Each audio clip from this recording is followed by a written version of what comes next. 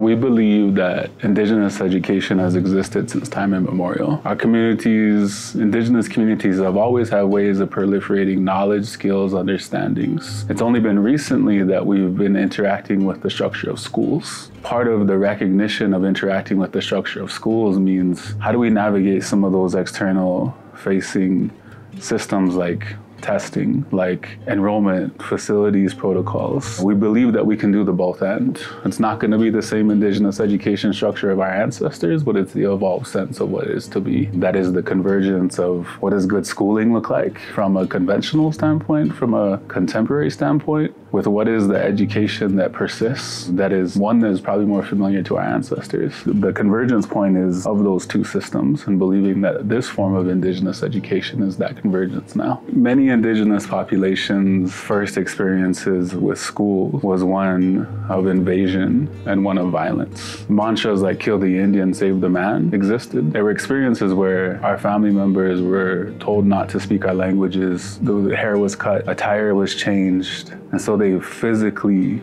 looked different when they came back to the communities. This is one of the first experiences of education. As we evolved throughout time, there was attempts to make it better. Both government, things like the Merriam Report, the Indian Self-Determination and Education Acts, they were legislation that gave way to efforts that brought it into what was possible. This is where we started to get administrators, principals, superintendents, teachers that were from our communities, and I believe this is where some shift happened. Our own people in our communities began to put their hands on and mold what schooling looks like. Working with our communities, there are many challenges. We're working with an antiquated system that sees education from a very westernized point of view. We think about how education has always been done to us and not with us. And some of the important part that our work is grounded in within the network is really knowing that we are the geniuses, we are the experts that our students need, and really cultivating that Indigenous genius from our communities. One of the big tenets of our work at the network is really around community-led. When we do engage with communities who do want to see transformation happen in terms of their educational system, in terms of the opportunities or the school choice that exists for their students.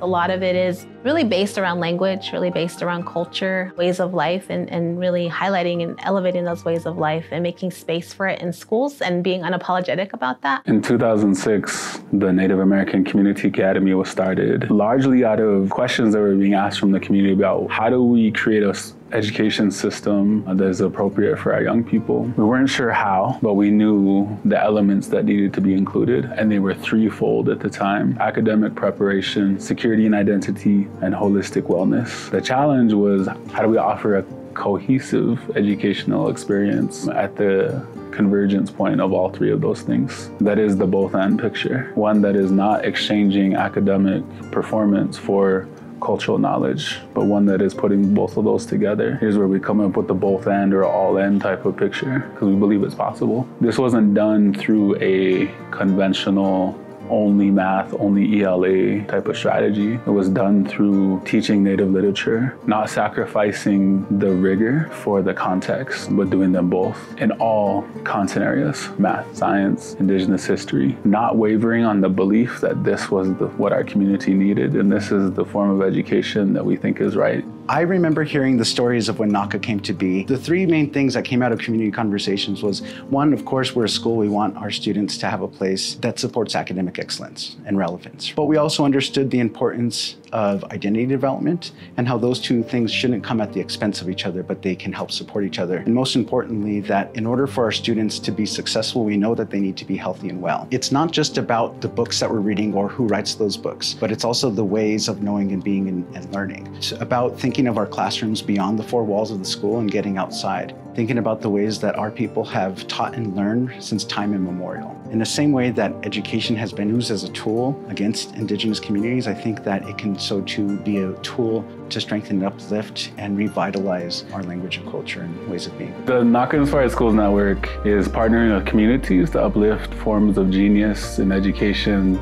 through Indigenous education in their respective communities. NISN works with communities who are ready to launch schools or to launch ideas of Indigenous education that are interested in transforming their community through Indigenous education efforts. One of the schools that I definitely want to cover or highlight is our school up in Navajo, New Mexico. We refer to them as Deep School of Empowerment. When I think about, facilities and the dream, I think they're halfway there, or they're almost there. And that's because of the location that they've picked for their facility. They're right next to one of their sacred mountains, Fuzzy Mountain. Because of their proximity to that place and that space, they're able to do a lot of land-based learning with their children, with their students. They've also been able to have agricultural fields, which really helps them with their science and math curriculum.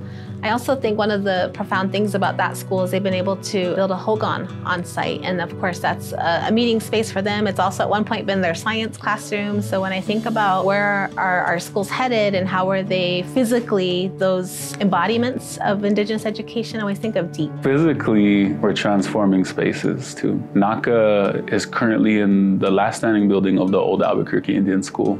And this is purposeful, this is intentional. And it's not to right the wrongs of the past, it's to lift up the genius that's always been. So the opportunity for us to be in that building is to define moving forward what education is gonna look like in our communities, and define in a place where they were once restricted to speak their language, they're encouraged to speak their language and introduce themselves. In a place where they couldn't wear their traditional attire and regalia, that they're encouraged. See, there are times of the year where everyone will wear their traditional regalia and attire. This is physically transforming the space from a place of trauma to a place of power. I think about what our ancestors, when they paved the way for us and the impediments that they removed from us, we're the right team that needs to be here. We're doing this for us and by us, out of love for our children, out of love for our ancestors. And I think that's really powerful to our work. That's something that, is missing when I think about other opportunities out there, that spiritual aspect, that responsibility aspect that we have to really make things better for the next generation of kids and Indigenous leaders that we're building up in the network. That's what's impactful to our work, is to be that safe space for one another, to be cheerleaders for one another, that this is possible. You can have an education grounded in culture and language and identity, and you can still be proficient in math and science and what the Western society cares and thinks about. So I think we're